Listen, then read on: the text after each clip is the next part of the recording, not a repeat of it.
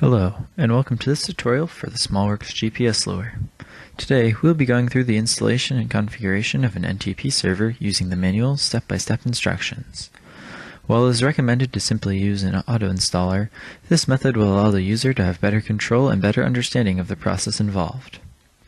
First, let's start off in a new terminal. Type in sudo-i to ensure superuser status throughout the install process.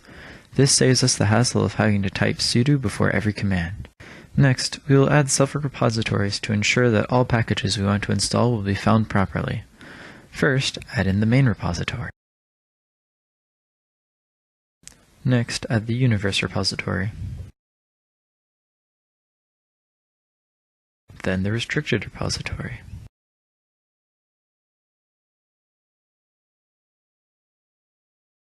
And finally the multiverse.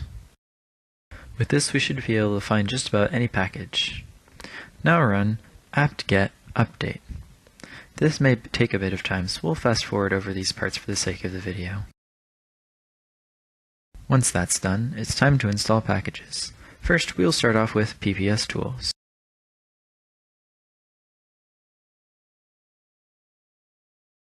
Now, libcap-dev.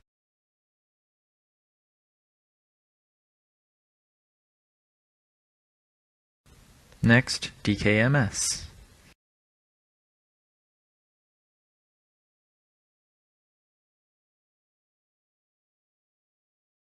Now NTP.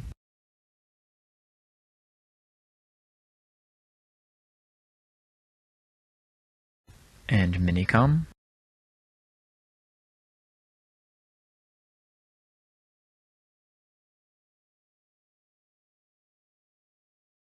Then git.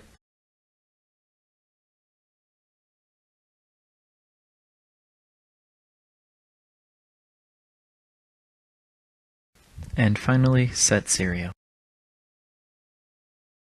Now everything should be in place. Time to set up the pulse per second. First, we will need to get the driver from Git. For this, create a folder somewhere and move into it. For this tutorial, I'll just call it PPS driver and put it on the desktop.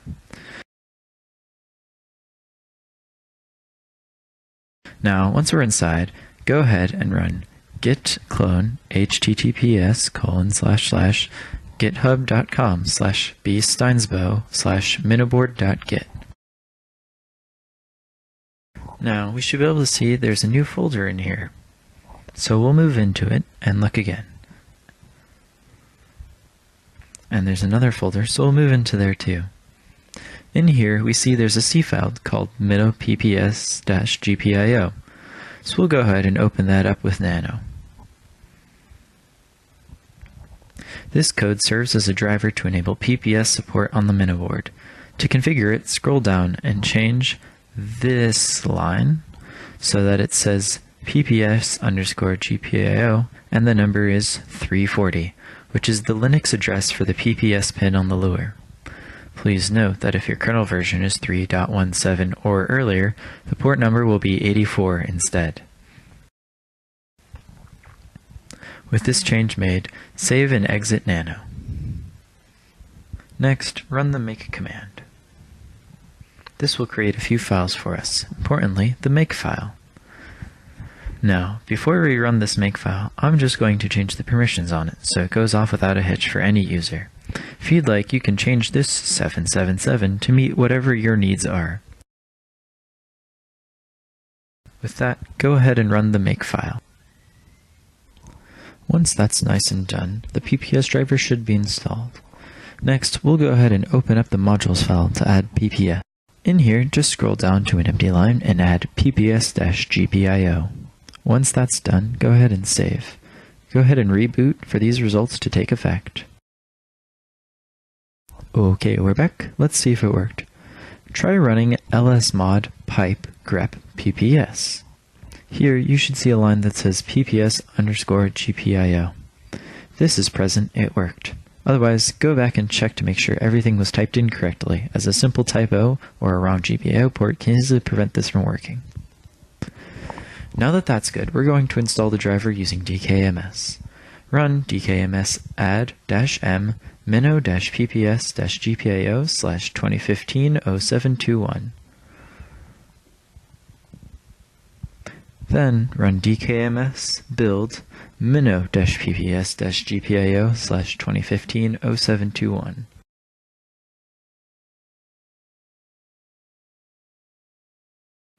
Once that's done, run dkms install minnow-pps-gpio/2015-0721. Finally, we'll run modprobe minnow-pps-gpio. Now the driver should be installed and configured. Run dmesg pipe grep pps to test this. You should see a line that says new PPS source and another line that says registered IRQ as PPS source. This means the PPS module is there, but we also have to test the PPS itself. For this, run pps test /dev/pps0. If all goes according to plan, you should see that it has a source and is fetching data. You may see it print out a timeout error a few times if you just turned on the GPS or haven't connected it yet. However, after a few minutes of the GPS being on, and with the lock, it should be printing out lines with a source and assert time. This means it's working properly. Next, we'll tell NTP where to find the PPS signal. To do this, open the ntp-conf file by running nano/etc/ntp.conf. This file, scroll to the bottom where you'll see a server and fudge line called atom pps. If you don't see anything like this, you may have to type it in yourself. You'll need to make sure the two lines are there. One line should read server 127.127.22.0 minpol 1 maxpol 1. The next line should read fudge 127.127.22.0 and then ref ID PPS. This will tell the NTP where in the system to read the signal, and how fast to read it. Once that's done, go ahead and save and close the file. Then restart NTP by running service ntp restart. After waiting a bit, go ahead and run ntpq-p to see if NTP sees the PPS. Once it prints, you should see a line that says PPS. Depending on your internet connection and how long it's been running, the offset and jitter values may be 0, but regardless, this shows that the PPS is now online. Now, we'll go ahead and set up the GPS input. First things first, let's make sure that the GPS is readable. Run setserial-g/dev/ttys4 to establish the serial connection. Then run minicom-b 9600-o-D/dev/ttys4. This will open Minicom and begin reading the serial data on the S4 port, which happens to be the low-speed GPIO UART pins on the MinnowBoard. By default, the GPS should print out at a 9600 baud rate. You should see a few lines after a few seconds. These lines will have different information on them depending on the type of data being sent. Regardless of whether you have a GPS lock or not, as long as you see your GPS is connected and on and you see these sentences, you will know that your GPS is online and being recognized. Now that we know it's working, go ahead and exit by pressing Ctrl-A, then X, and then Enter. Now that we have a signal coming in, the trick is how to get it to the right programs. To do this, we'll go ahead and create a symbolic link by typing ln-s/dev/ttys4 and then /dev/gps0. This will make sure that the GPS0 link is readable by everything. For this tutorial, again, I'll just be safe and give it full permissions. Now, if we run the Minicom again, but change the T2Y-S4 to a GPS0, we should get pretty much the same exact thing. There. Perfect. Okay, now we need NTPD to see the GPS signal too. Again, we'll go ahead and open up the ntp.conf file. This time we'll change a few different things. First, at the top, we will go and change some of the server pool lines. We can comment most of these out, but I recommend leaving at least one pool in, or typing in a server IP for a closer NTP server you know of. This is so we can have a backup clock to make sure everything keeps working, even when the GPS signal is lost. Next, at the bottom, we'll add in the server and fudge line for the GPS. Mine's already here, so I'll just make the needed changes. First, set the IPs to be 127.127.20.0 for both lines. On the server line, add a mode 18 so the GPS is reading GGA sentences with the time at 9600 baud rate. Also add minpol and maxpol 4. Then an iburst and prefer to indicate the timing and importance of this data stream. On the fudge line, set flag 1 to be 1. Then set flag 2 to be 0. And then finally flag 3 to be 0 as well. These flags will enable PPS support, capture the PPS on the rising edge, and use the NTPD clock discipline respectively. Additionally to this line, we will tack on time 2, 0.0, and stratum 1. The time 2 is the time offset to account for hardware delays.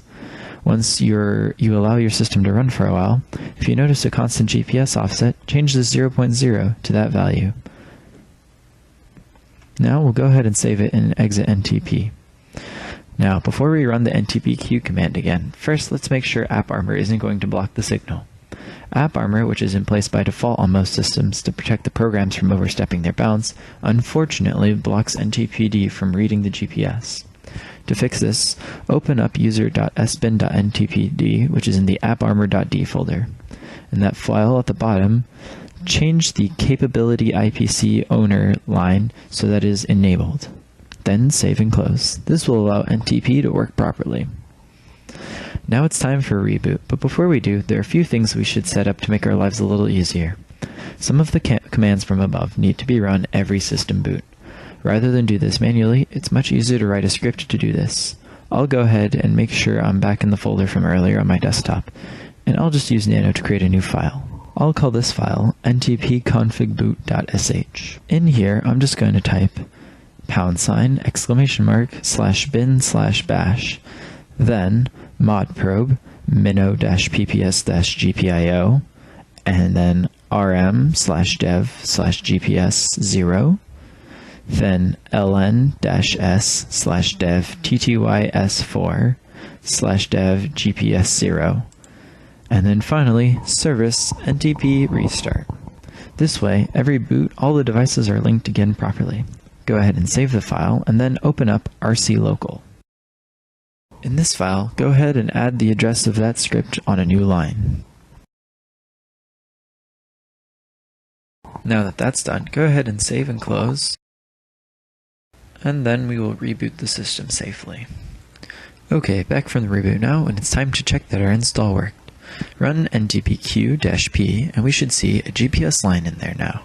It might not have any values on it for a bit, but after some time it'll start showing an offset and jitter along with the PPS.